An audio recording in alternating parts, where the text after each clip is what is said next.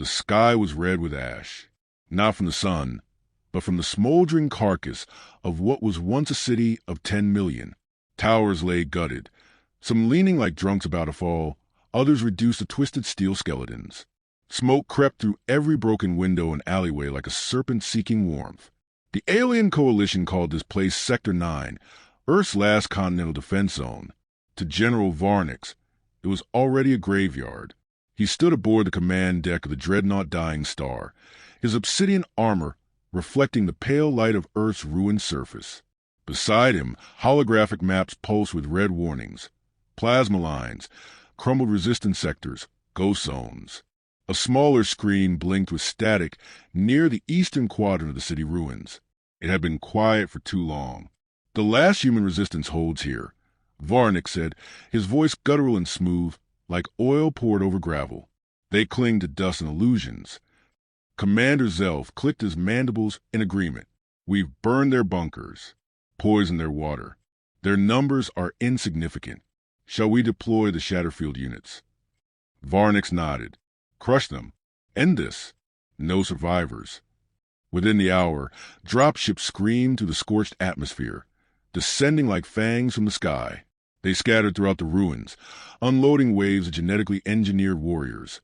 Quad-limbed shock troops, cloaked assassins, hover drones equipped with neural flares. The streets, silent for days, stir with mechanical hums and sharp orders in alien dialects.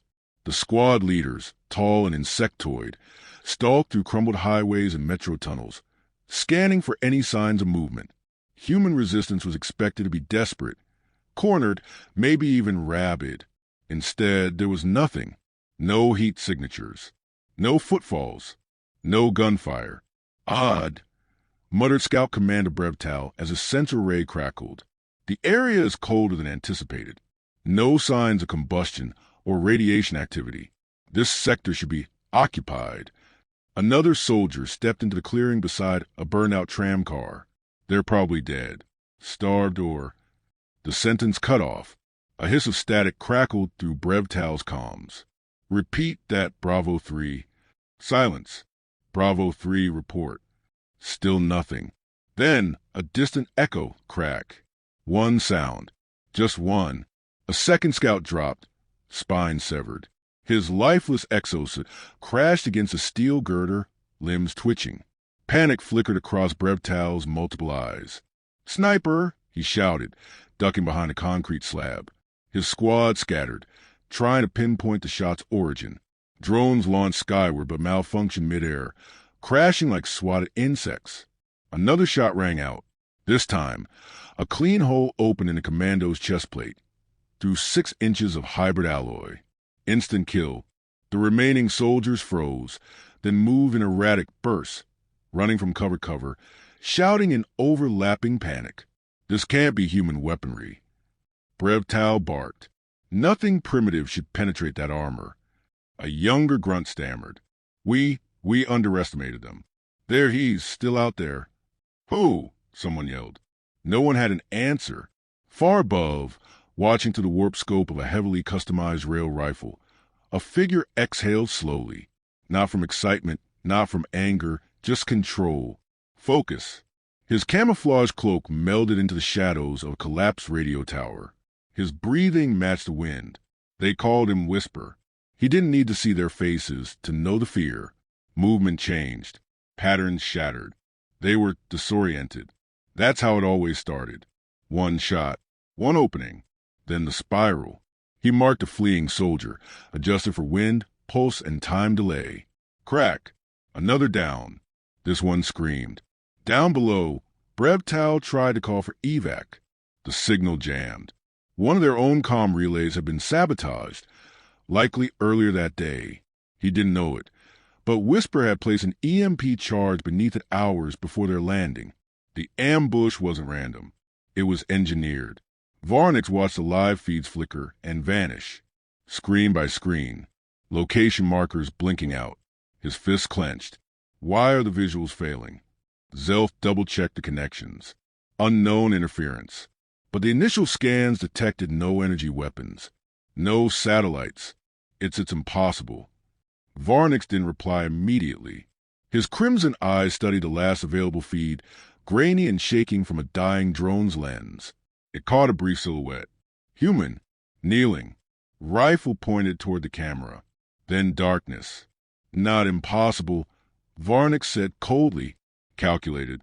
He turned from the monitor and addressed the command deck. This is not a resistance. This is a predator.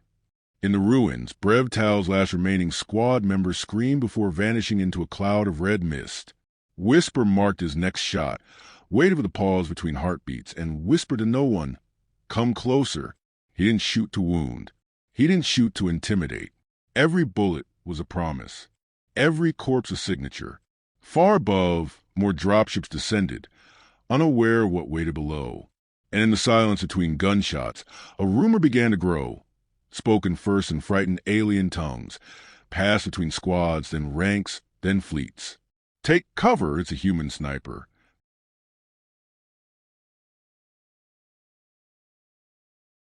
The night hung thick over Sector 9, cloaking the crumbled city in a darkness that swallowed light and sound alike. Where once neon signs flickered and engines roared, now only the occasional moan of twisted metal or the distant echo of shifting rubble hinted that anything still moved through the ruins. But something did. Something watched. Whisper lay prone atop a fractured office block, the upper floor sheared clean by orbital fire. From this perch, he saw everything. Broken highways stretching like veins, alien patrols slinking between shadows, and the empty shells of buildings that served as graves and hiding places alike. The rifle beneath him, a rail-driven precision weapon customized with Earth-forged mechanics and alien salvage, hummed low with kinetic potential. He'd named it Ava, though no one was left to understand the meaning. His gloved hand adjusted the scope by instinct. He didn't need to look at the dials. He knew the distances, the wind shear, the thermal current. He knew the weight of silence and how to weaponize it. He had become less a man than a myth with a trigger. A group of alien scouts, armored in reflective black and covered in whispering mesh, slipped through ground-level ruins like wraiths. Their movement was clean, methodical, professionals sent to end a ghost. They carried photon blades and displacers, silent kill gear. They weren't grunts. They were hunters. Whisper didn't move. He watched, breathed, waited. 3 passed beneath him. The 4th lagged, pausing at a shattered stairwell. The scout tilted its insectoid head, a faint shimmer in the air catching his attention. Too late. Whisper squeezed the trigger. The railgun discharged with soft clack thunk, nearly silent compared to its destructive output. The alien's helmet split, liquefied bone and metal sprang onto the wall behind it. The body crumpled before it hit the floor. The remaining 3 turned sharply, weapons out. One tapped his visor, sending a signal spike. But nothing answered. Communication was already jammed. They moved cautiously now, scanning upward, but Whisper had already shifted. Not far, just 3 meters left, into a pocket of broken concrete where he'd stashed a thermal decoy and scattered metallic chaff. He exhaled once. The trap was sprung. The first scout crept into the stairwell. A wire tripped. The microcharge hidden beneath the 3rd step popped a flashbang, designed specifically to blind multispectrum optics. The scout howled, disoriented. Whisper fired again, center mass. The alien dropped. The others turned in panic. Their discipline cracking just enough. That was all he needed. 2 shots. 2 deaths. Then silence. Whisper remained motionless. He waited 6 full minutes before shifting back to the original perch, blending into the scorched concrete as though born from it.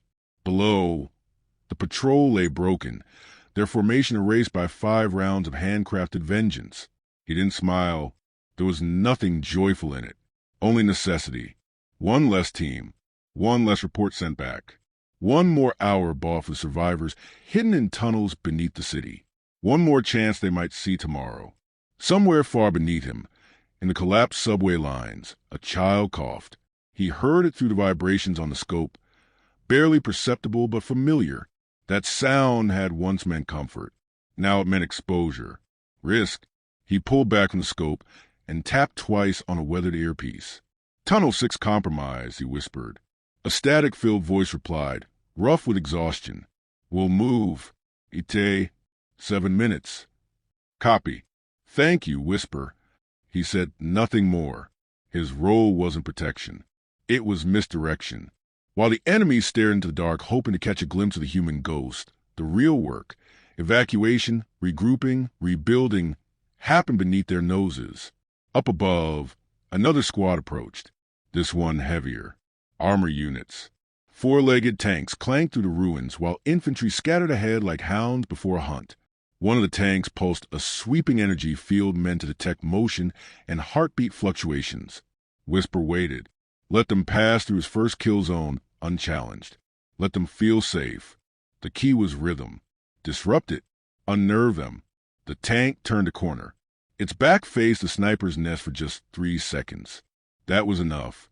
Whisper fired a magnetic sabot round. It punctured the rear exhaust port and ignited the internal coolant system. The tank exploded inward, an implosion of fire and shrieking metal. Troops scrambled, some screaming orders, others firing blindly at windows, shadows, ghosts that weren't there. Whisper moved again, descending carefully through the broken stairwell, always one level ahead of pursuit. He navigated by muscle memory and mental maps, never stepping on the same path twice. Every floor held a fallback plan, every window a line of fire. He paused in what remained of an executive office. A faded photograph lay buried beneath dust. Smiling humans at a company retreat, arm in arm, laughing beneath a now-dead sun. He brushed it clean, not for nostalgia, for clarity. He remembered them. He remembered everything. In orbit, Varnix raged. 10 squads lost. 2 mechanized units gutted. Not a single sighting of the sniper. This is no ordinary soldier, he growled. Commander Zelf hesitated. We believe this Whisper was enhanced, augmented, perhaps even by his own people. His file is redacted. Varnix's eyes narrowed. Find me that file. And if it no longer exists, then find his grave. I'll make it myself. Whisper adjusted his scope again. The night stretched ahead, long and cold. He whispered softly to wind, I'm not done yet. And somewhere deep in the ruins, another alien patrol hesitated, uncertain, scanning the darkness for a phantom they couldn't see, but couldn't forget.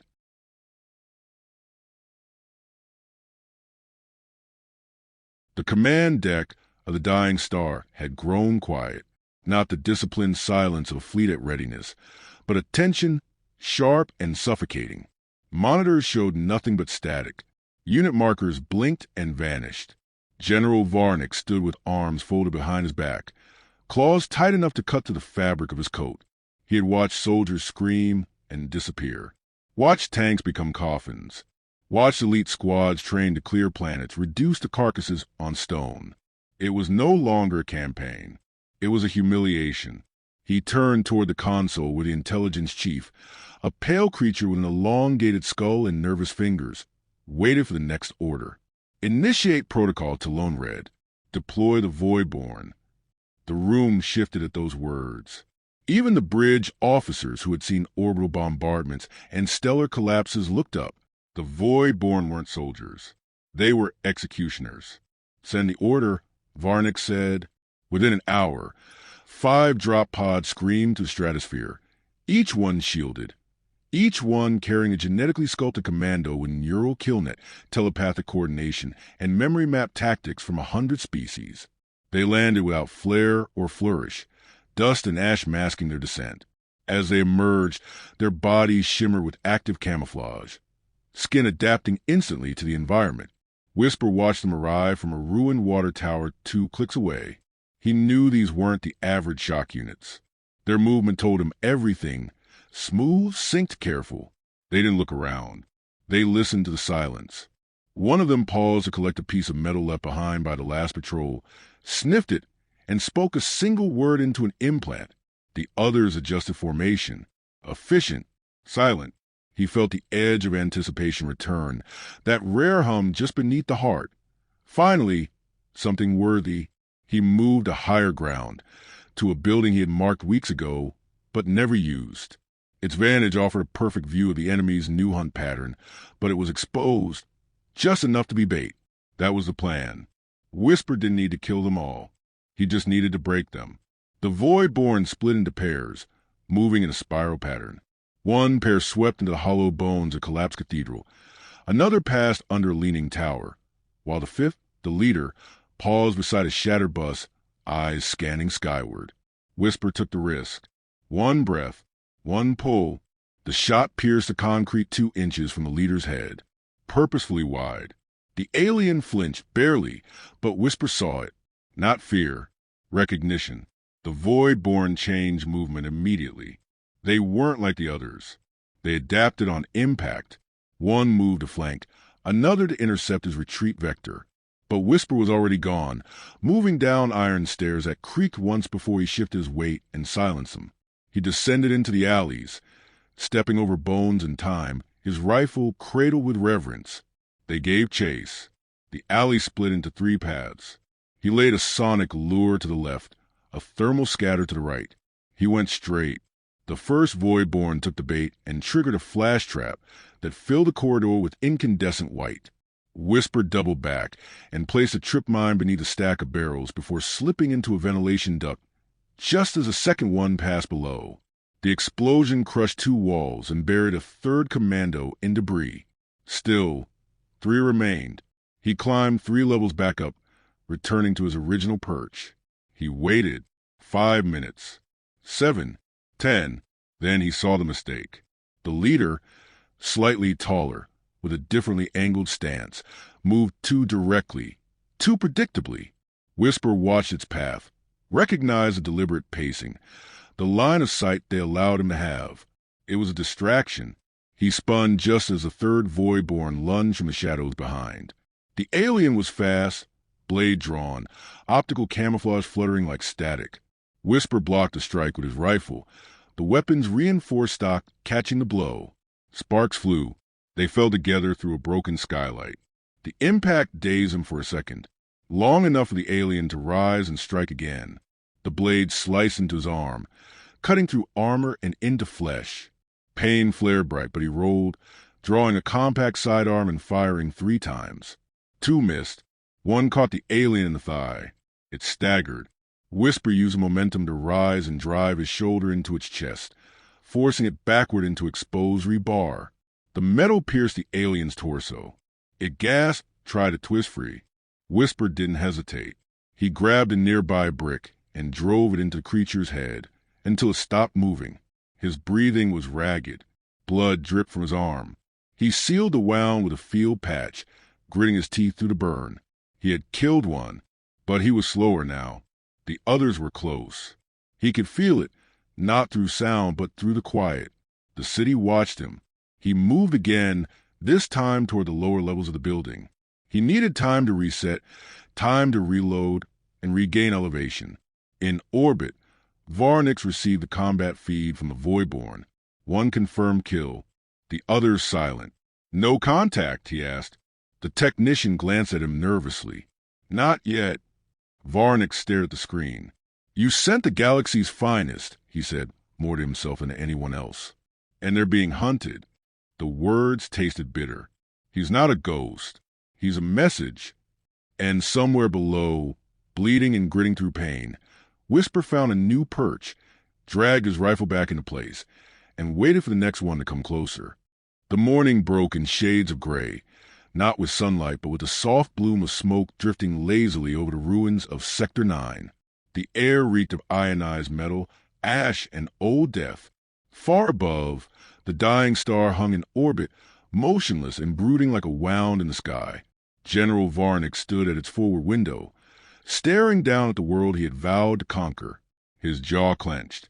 The Voidborn had not reported in for 6 hours. No transmissions, no telemetry, no heartbeat signals. He didn't wait for permission. He descended himself. His gunship tore through the clouds in silence, black hull gleaming with dread. No escort, no command crew. He didn't trust them anymore. His enemy wasn't resistance or a battalion. It was a man with a rifle, and Varnix intended to drag him into the light. On the surface, Whisper watched the vessel land from the skeletal remains of a parking tower. His shoulder throbbed beneath fresh gauze, and his left leg had begun to stiffen. The blood loss hadn't stopped, only slowed to a rhythm he could manage. He knew the game was ending. The moment Varnix set foot on the ground, this stopped being a hunt. It became a challenge. Whisper didn't hesitate. He limped from the tower, moving toward the old financial district, where the buildings rose like tombstones and the wind howled through glassless windows. Every step felt heavier. He wasn't hiding anymore. Varnix walked through the broken streets without armor. He wore only a long coat of plated leather and the curved sword of his clan, a weapon untainted by plasma or pulse. His presence rippled across the air like gravity. Where he stepped, dust shifted as though the ground itself recoiled. He carried a pulse sidearm, but it remained holstered. This would be personal. For an hour, the city said nothing.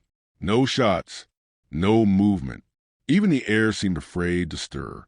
Then a bullet struck 2 inches from Varnix's boot, embedding itself into the concrete like a warning. He smiled. "I thought you'd run," he said, voice deep and calm, his words cutting through the silence like a scalpel. From somewhere above, a voice replied, hoarse but resolute, "You don't know humans." Varnix turned his head slowly, scanning the rooftops. "I know enough. Enough to see you're out of ammunition, out of strength, alone." Whisper didn't answer. He repositioned, each motion precise despite the pain. He had one trick left. One. Varnix moved methodically, stepping into the open plaza at the center of the financial ruins.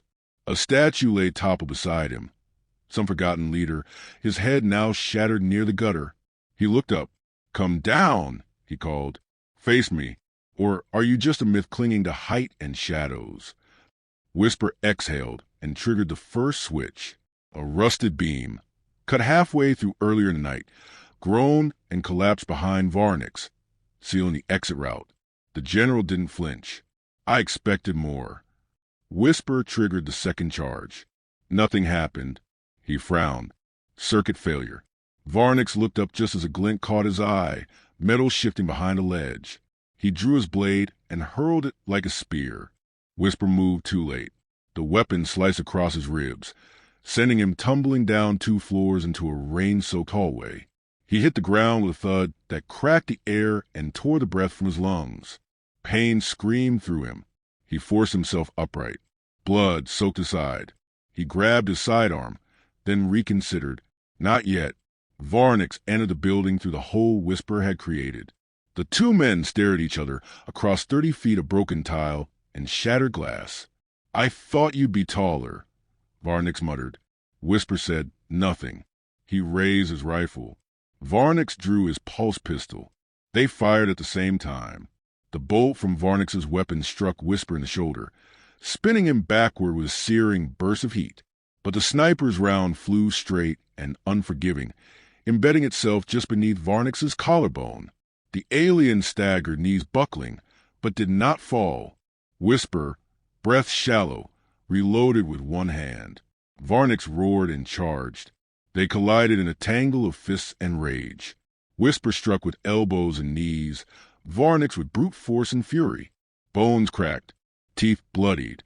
The rifle clattered to the floor, sliding across the debris. Whisper reached for it, but Varnix pinned him with a boot, driving pressure into his wounded leg. "You're just a man," Varnix spat. "Bleeding, dying." Whisper looked up defiant. "And you came down here to kill just me." He swung upward with a piece of rebar, catching Varnix across the temple. The general reeled. Whisper dug for his rifle, rolled, and came up kneeling. One breath, one shot. The round exploded through Varnix's right eye, exiting the back of his skull in a bloom of heat and fluid. The alien leader collapsed, his final breath a hiss lost to dust. Whisper slumped against the wall, the world tilting. Above him, something shifted. A faint transmission crackled into his earpiece. "Sniper, is it done?" He pressed a button with trembling fingers. "Target down. Evac now." Cheers erupted over the line, but he barely heard them. In orbit, the dying star powered down its weapons. The command crew, leaderless and shaken, initiated withdrawal protocols. On the ground, the surviving human resistance emerged from the tunnels. They didn't find an army. They found a man with shattered body and a rifle resting across his knees. Whisper looked up as the sky began to clear, not with sunlight, but with the retreat of shadow. "They thought we were broken," he muttered. He closed his eyes. "We're just getting started."